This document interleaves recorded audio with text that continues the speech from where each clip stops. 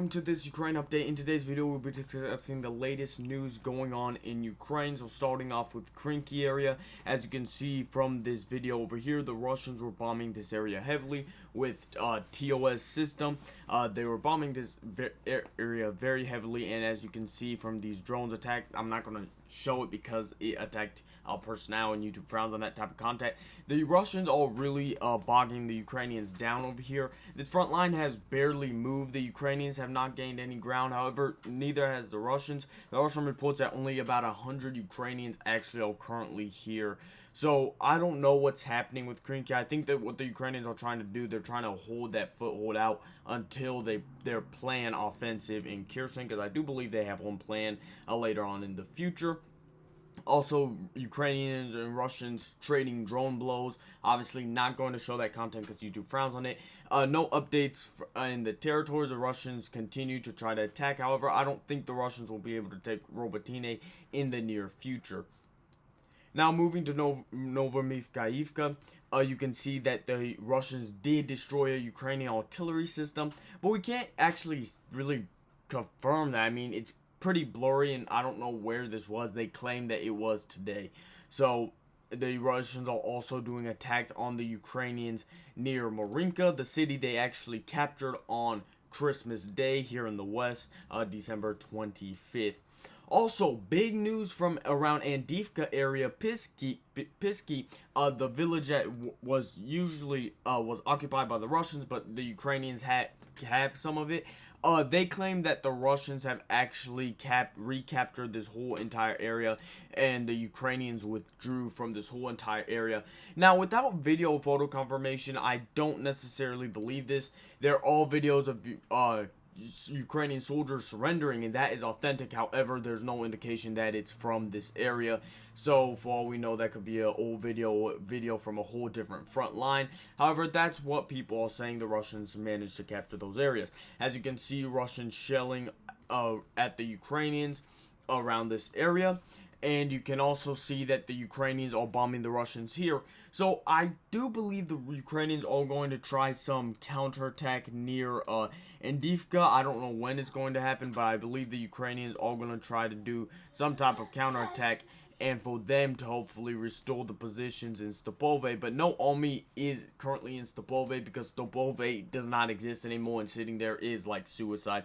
So, but I do believe the Ukrainians will try to reestablish control of all of this, including the Terrakon, and if that were to happen, the whole Andivka area in the Russian area would collapse. The Russians also managed, according to this Ukrainian confirmation drone footage, also managed to capture at least this area. As you can see, I'm not going to show the video because loss of life on the Russian side, but there were Russian soldiers here.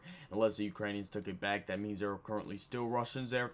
Moving on to the Bakhmut front, no changes to the map. However, we see a consistent bombing of the Ukrainian forces by the Russians, and it's just a matter of time before the Russians launch another attack.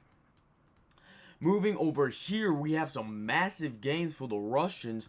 According to these geolocations of the Ukrainian shells, it would appear to seem that the Russians actually have managed to capture all of this from the Ukrainians, this area over here.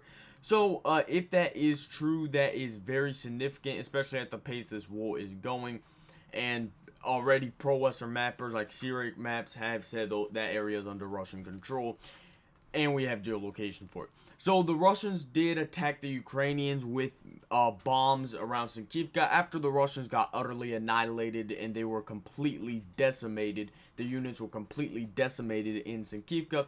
The Russians decided not to take the L, not to learn from their mistakes, but to continue bombing the area to launch another assault. I believe the next Russian attack on the village will be before the end of next week. Of course, the Russians are going to do some regrouping because they took horrendous losses in the attack for this village that is not even a mile long, and now they're bombarding it with heavy bombs so to annihilate the Ukrainians and to basically make it a Stopove where the Ukrainians can't be there, but the Russians couldn't be there either. So I don't know the Russian strategy in that area.